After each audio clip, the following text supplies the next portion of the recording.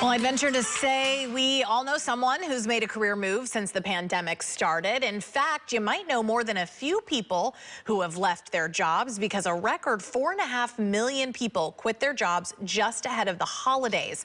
And that's continuing a trend that's being dubbed the big quit. If you're thinking about following suit and leaving your job, there are a few steps you'll need to know before taking that leap. Here to give us the scoop on how to quit smart is East Bay financial planner Sam Gaeta. Sam, always a pleasure to have you here. I feel like for me, every week, someone I know is quitting their job, moving on to something else.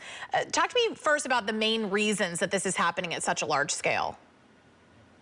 Yeah, it's interesting we're calling it the big quit. I think we should really be calling it the big switch because people are leaving their jobs. But what we found is there's been about 10 million job openings over the last 6 months. So I think what the data is telling us is that people are leaving their jobs, but they're finding new jobs. They're upgrading. Maybe, one of the positive things about the pandemic is it's really had people thinking about their career choices, and it might be even gave them an opportunity to make a change. And we're starting to see that come into the data today. And are we also seeing that different jobs are now starting to pay people more because they're seeing that they're losing folks? Gosh, I'll tell you, the demand for talent is probably the most extensive I've ever seen it. And employers are taking serious steps. I mean, you can bonuses, kind of negotiations. It's really a great time to be looking for a job because there's lots of jobs out there and they're paying more money. And it's one thing to note, though, is it is creating some problems in the service-based jobs, right? Because people are leaving jobs, maybe like for a job where they can stay at home and work from home. They don't want to have to go in and, be a waiter or a waitress anymore. So that's been a tricky thing for those particular employers. Okay. Anything else that is kind of pushing people to leave their jobs? I mean, being underappreciated, I know, is something that folks that I personally know who have quit their jobs, that's kind of a main thing I'm hearing. Underappreciated, and I think people just don't want to do something they don't like anymore, and this is an opportunity. I think it's more about people reassessing where they are in their employment decisions, and there's an opportunity for them to change. Now, with the right planning, of course, but I think it's a great time to be looking for a job or getting a new job, transitioning to something else that you like better. Talking about that planning now, for those who are looking to change up their lives, how should they prepare their finances? Because I know leaving your job means you might have a cash flow issue while you move into that next phase before you find something new, right? Yeah, that's right. I think everyone has this idea of quitting, right? Telling your boss, I'm out of here. But we recommend doing some planning first, and it first starts with cash flow. So you want to make sure you do a deep dive into your expense planning. Really take a look at how much you're spending, what you absolutely have to spend on a monthly basis, because the key here is that you're going to have some lag time, right? You leave your job, you find a new job. There's a period of time where you're not making money. There might be some lag in payroll when you actually receive that first paycheck.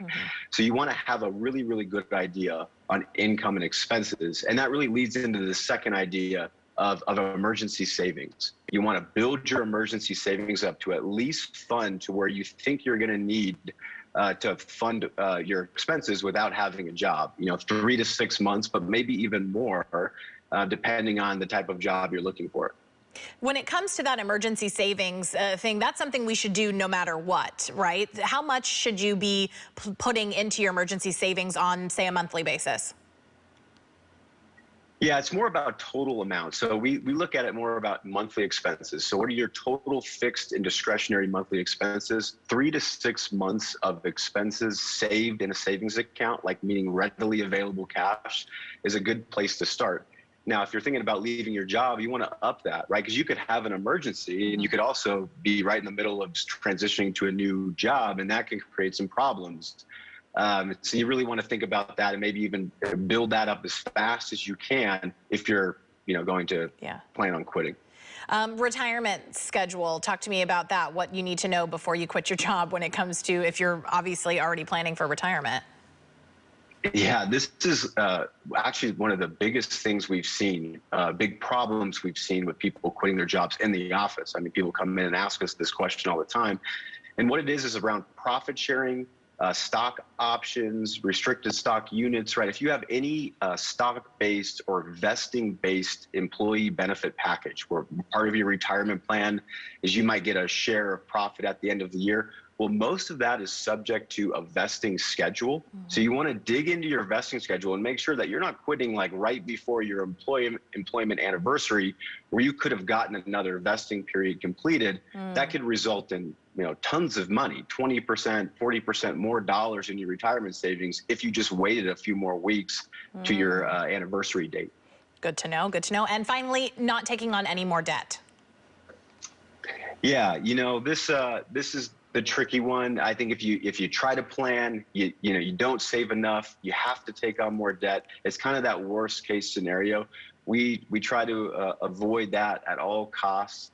I will say, if you do have debt and maybe you accumulated some debt while you were looking for a new job, call up the creditors. They might actually give you some leeway there. We found that you call them up and say you're transitioning to a new job, they'll let you defer a few payments. So that's a good thing. Another quick point too, we had a client, she quit her job recently, and she had her email address, her work email address on all of her banking accounts and things. Make sure you have a personal email address because you're not going to be able to access that work email address once you quit. So it turned into a big headache. So do that ahead of time. All right, good to know. Sam, thank you so much for helping all the folks out there if they are looking to quit or make a move in their industry. This is definitely all really good tips to know. Really appreciate your time this morning. Certainly. Thanks for having me back on. Of course. We'll be right back after the break. Don't go away.